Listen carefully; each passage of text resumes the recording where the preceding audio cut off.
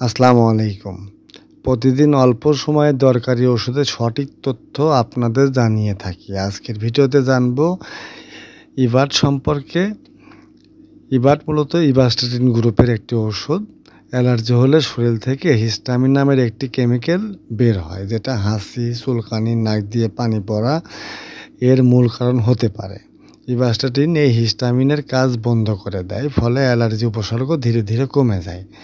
যে সমস্ত ক্ষেত্রে ডাক্তার এই ওষুধ ব্যবহার করে থাকেন: অ্যালার্জিক রাইনাইটিস, যাদের ধুলাবালি বা আবহাওয়া পরিবর্তনের সাথে যাদের অ্যালার্জি বাড়ে; ত্বকের চুলকানি, যাদের সারা গায়ে চুলকায় অথবা অন্য কোথাও চুলকায়, চুলকানিতে ব্যবহার করা হয়; চোখ ও নাকের অ্যালার্জি, যাদের নাক দিয়ে পানি পড়া ও অন্যান্য ক্ষেত্রে ব্যবহার করা হয়ে থাকে ডাক্তারের পরামর্শে। সেবনের নিয়ম সাধারণত একবার 10 mg নেওয়া হয়ে থাকে ডাক্তারের পরামর্শ অনুযায়ী। তবে ডাক্তার খাবারের আগে, খাবারের পরে দুইভাবেই দিতে পারে। প্রতিদিন একই সময়ে খেলে ভালো কাজ করে।